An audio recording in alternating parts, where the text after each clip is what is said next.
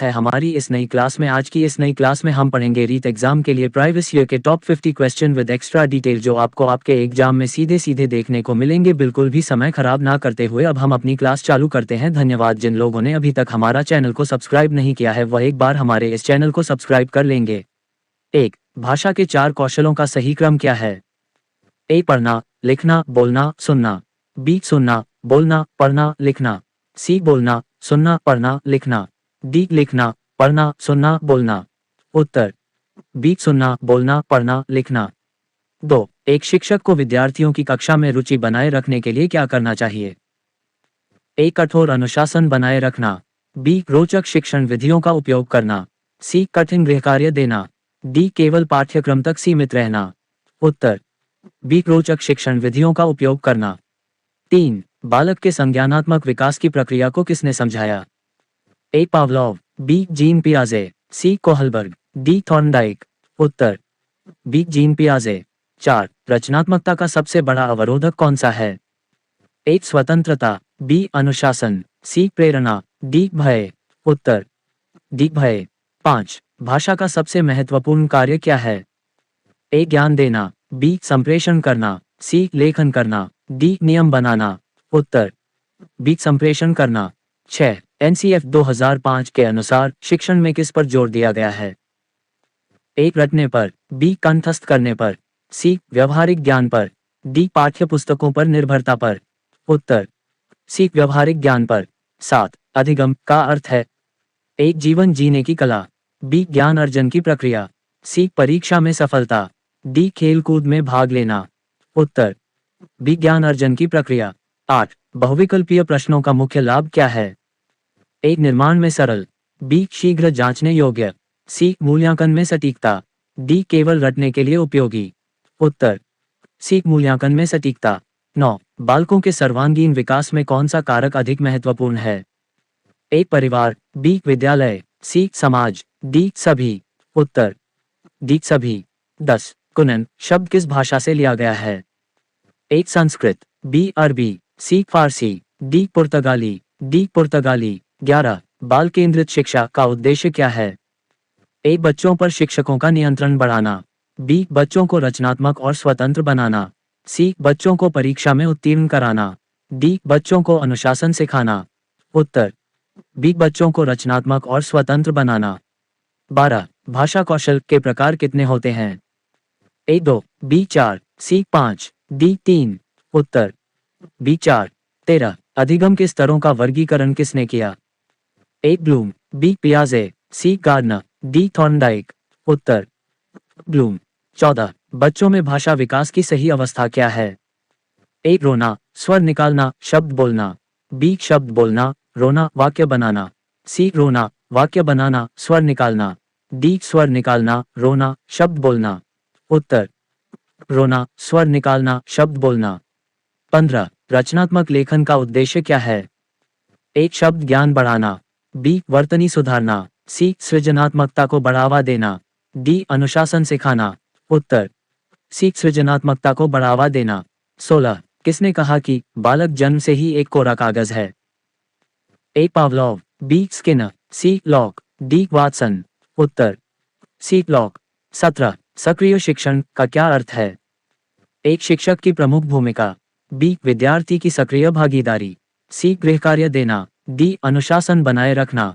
उत्तर B. विद्यार्थी की सक्रिय भागीदारी। 18. द्विभाषिक शिक्षण का उद्देश्य क्या है? ए. एक भाषा को बढ़ावा देना। बी. 2 भाषाओं का ज्ञान देना। सी. एक भाषा को अनिवार्य बनाना। डी. केवल मातृभाषा सिखाना। उत्तर बी. 2 भाषाओं का ज्ञान देना। 19. दूसरी भाषा का विकास कैसे होता है? ए. परिवेश के माध्यम से। बी. अभ्यास के माध्यम से। सी. प्रेरणा के माध्यम से। डी. सभी माध्यम से। उत्तर डी. सभी माध्यम से। 20. अधिगम अवरोध का मुख्य कारण क्या है? ए. प्रेरणा की कमी। बी. कठिन पाठ्यक्रम। सी. शिक्षक की उदासीनता। डी. सभी। उत्तर डी. सभी। 21. एक बच्चे के सीखने में परिवेश की क्या भूमिका है? ए. इसे प्रभावित करता है। बी. यह कोई प्रभाव नहीं डालता। सी. इसे कम करता है। डी. इसे जटिल बनाता है। उत्तर इसे प्रभावित करता है। 22. पाठ्यपुस्तक का मुख्य उद्देश्य क्या है? ए. छात्रों को अनुशासन सिखाना। बी. शिक्षण को सरल बनाना।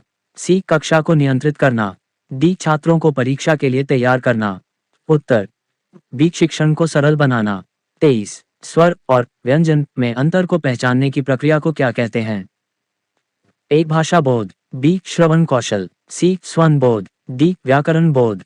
उत्तर सी. स्वन बोध। 24. अधिगम को प्रेरित करने के लिए शिक्षक को क्या करना चाहिए? ए. दंड देना। बी. पुरस्कार देना। सी. डराना। डी. सहानुभूति दिखाना। उत्तर बी. पुरस्कार देना। 25. बालक के मानसिक विकास का प्रारंभ कब होता है? ए. बाल्यावस्था से। बी. किशोरावस्था से। सी. गर्भावस्था से। डी. शैशवावस्था से। उत्तर सी. गर्भावस्था से।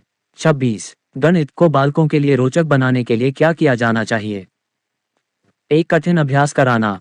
बी. खेल और गतिविधियों का उपयोग। सी. परीक्षाओं का दबाव बनाना। डी. पाठ्यपुस्तकों पर निर्भरता। उत्तर बी. खेल और गतिविधियों का उपयोग। 27. बच्चों में सृजनात्मकता को बढ़ाने का सबसे अच्छा तरीका क्या है?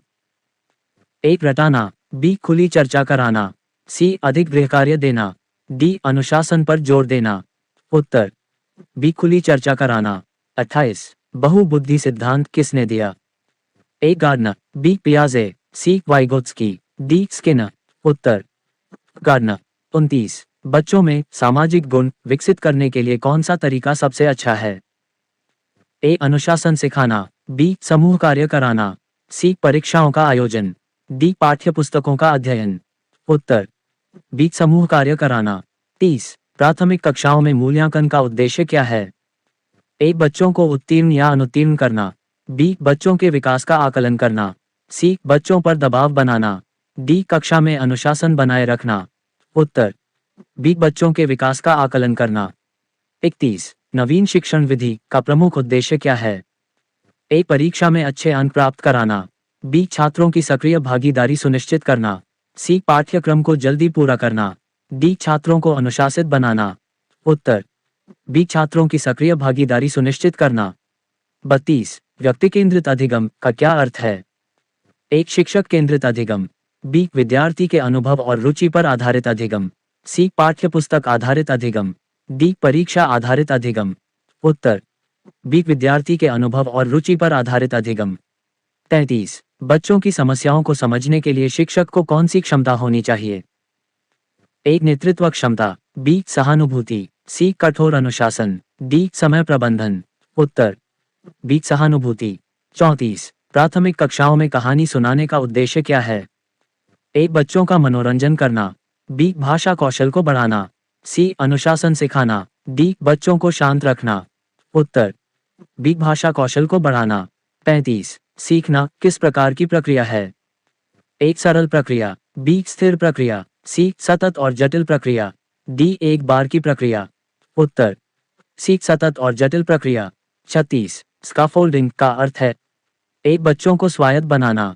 बी. बच्चों को सहायक संसाधन प्रदान करना। सी. बच्चों को परीक्षा के लिए तैयार करना। डी. बच्चों को अनुशासन सिखाना। उत्तर बी. बच्चों को सहायक संसाधन प्रदान करना। 37. बालक को रचनात्मक बनाने के लिए किस प्रकार की गतिविधियां करानी चाहिए? एक. लिखने और रटने की गतिविधियां। बी. पाठ्यपुस्तक आधारित गतिविधियां। सी. समूह और व्यवहारिक गतिविधियां। डी. परीक्षा आधारित गतिविधियां। उत्तर सी. समूह और व्यवहारिक गतिविधियां। 38. मूल्यांकन का उद्देश्य क्या है? ए. छात्रों को उत्तीर्ण करना। बी. छात्रों की योग्यता को समझना। सी. छात्रों को रटने पर मजबूर करना। डी. केवल परीक्षा में अंक प्राप्त करना। उत्तर बी. छात्रों की योग्यता को समझना। 39. सीखने की प्रक्रिया पर सबसे अधिक प्रभाव किसका पड़ता है? ए. पाठ्यपुस्तक। बी. शिक्षक की शिक्षण शैली। सी. बच्चे का घर। डी. परीक्षा। उत्तर बी. शिक्षक की शिक्षण शैली। 40. बाल मनोविज्ञान का अध्ययन किसके लिए उपयोगी है? ए. पाठ्यपुस्तक बनाने के लिए। बी. कक्षा में अनुशासन बनाए रखने के लिए। सी. बच्चों की जरूरतों और रुचियों को समझने के लिए। डी. परीक्षा के लिए योजना बनाने के लिए। उत्तर सी. बच्चों की जरूरतों और रुचियों को समझने के लिए। 41. बाल विकास किसे कहते हैं? ए. बच्चों की केवल शारीरिक वृद्धि। बी. बच्चों की मानसिक और शारीरिक वृद्धि। सी. बच्चों की नैतिक और सामाजिक वृद्धि। डी शारीरिक, मानसिक, सामाजिक और नैतिक वृद्धि। उत्तर डी शारीरिक, मानसिक, सामाजिक और नैतिक वृद्धि। 42 शिक्षा में मनोविज्ञान का महत्व क्यों है? एक शिक्षा को रोचक बनाने के लिए, बी शिक्षा को सरल बनाने के लिए, सी बच्चों की व्यक्तिगत और सामूहिक जरूरतों को समझने के लिए, डी परीक्षा की तैयारी के लिए। उत्तर सी बच्चों की व्यक्तिगत और सामूहिक जरूरतों को समझने के लिए। 43 शिक्षण प्रक्रिया में प्रतिपुष्टि, फीडबैक का क्या महत्व है? ए पाठ्यक्रम को जल्दी समाप्त करना, बी शिक्षण की गुणवत्ता में सुधार करना, सी बच्चों को अनुशासित करना, डी बच्चों को रटने में मदद करना। उत्तर बी शिक्षण की गुणवत्ता में सुधार करना। 44 बालकों में रचनात्मकता के विकास में कौन सा कारक अधिक सहायक है? एक शिक्षक का प्रोत्साहन, बी कठिन पाठ्यक्रम, सी परीक्षाओं का दबाव, डी अनुशासन का पालन। उत्तर शिक्षक का प्रोत्साहन। 45 शिक्षा का अधिकार अधिनियम आरटीई 2009 के तहत शिक्षा का अधिकार किस उम्र के बच्चों को प्राप्त है?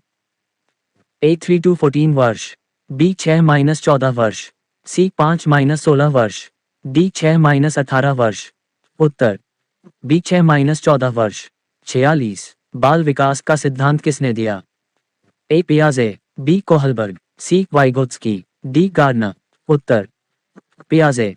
47 सीखने के लिए सकारात्मक वातावरण का निर्माण कौन करता है? ए परिवार, बी शिक्षक, सी समाज, डी पाठ्यपुस्तक। उत्तर बी शिक्षक। 48 प्रारंभिक कक्षाओं में कहानी पढ़ाने का उद्देश्य क्या है? ए बच्चों का मनोरंजन करना, बी भाषा कौशल और कल्पना शक्ति को बढ़ाना, सी परीक्षा के लिए बच्चों को तैयार करना, डी पाठ्यक्रम पूरा करना। उत्तर बी भाषा कौशल और कल्पना शक्ति को बढ़ाना। 49 शिक्षक के लिए सबसे महत्वपूर्ण गुण क्या है? ए अनुशासन बनाए रखना, बी पाठ्यपुस्तकों पर आधारित शिक्षण, सी बच्चों को प्रेरित करना, डी कठिन परीक्षाएं लेना। उत्तर सी बच्चों को प्रेरित करना। 50 भाषा सीखने में श्रवण कौशल का महत्व क्या है? ए यह शब्दावली बढ़ाता है, बी यह उच्चारण में सुधार करता है, सी यह प्रभावी संप्रेषण में मदद करता है, डी उपरोक्त सभी। उत्तर डी उपरोक्त सभी। क्लास पूरी देखने के लिए धन्यवाद। अगर आपको क्लास अच्छी लगी हो तो हमारे चैनल को सब्सक्राइब कर लेना। धन्यवाद।